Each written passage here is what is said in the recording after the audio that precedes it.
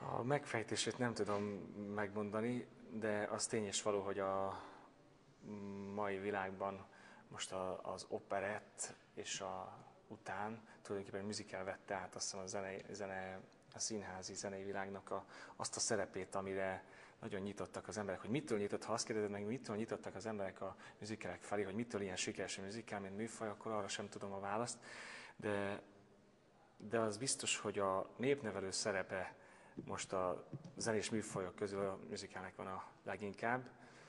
Ugye az emberek bejönnek ide, megnéznek egy Shakespeare darabot, Rómeó és Júlia, majd mostanában a Szent Iváni Állam, és akkor még az is előfordulhat, hogy úgy mennek el innen, hogy akkor elolvassák ezt az eredeti művet, és hát ez mindenképpen neveléssel bír. Hú, de nehezen fogalmaztam ezt meg. De a lényeg, hogy ugye régen minden a zenei műfajoknak, főleg régen az operának volt egy úgynevezett népoperai jellege, ami oktató vagy nevelő szándéka volt, és ezt teljes egészében úgy gondolom, hogy az opera most már inkább a elit rétegnek a zenei világa, a színházi világa, és az operett mellett a musical lett, ami egy nagyon széles közönségrétegnek a kedvenc műfaja. Ennek mi nagyon örülünk itt az Operett Színházban.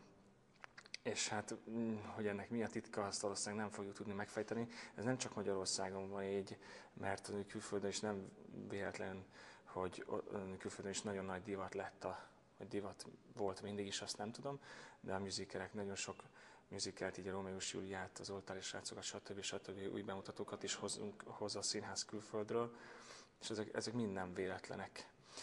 Ez nem árt egyébként, bocsánat, hogy igen?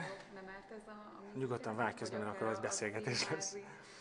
Nem tudom, mert úgy gondolom, hogy az átlagember azt gondolja, hogy amíg színházban van, akkor az egy ilyen értéket képvisel. Amikor meg már ott van egy rádiónak a játszási listáján, én azt gondolom, hogy ezek tehát én ezt nem gondolom rossznak. Az mindenképpen jó, hogyha egy-egy slágerrel becsábítunk nézőket a közönség, vagyis hogy a nézőtérre. Sőt, én azt gondolom, hogy ezek jók. Régen is voltak olyan slágerek, olyan operett dalok, vagy filmdalok, amikkel egyszerűen bevonzották a nézőket az előadásokra.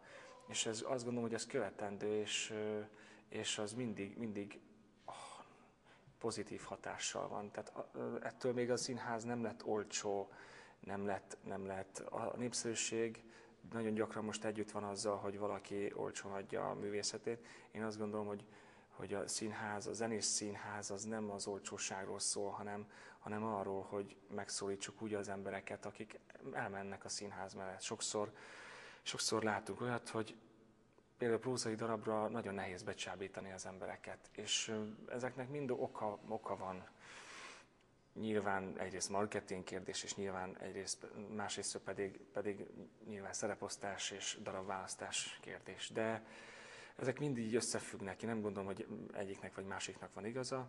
A tény és való, hogy most, amit mi élünk, az az, hogy a slágerek segítenek a színházba becsábítani az embereket. És ennek én örülök, ettől nézettebbek vagyunk, ettől talán újabb és újabb közönséget tudunk meghódítani, és ez mindig feladat.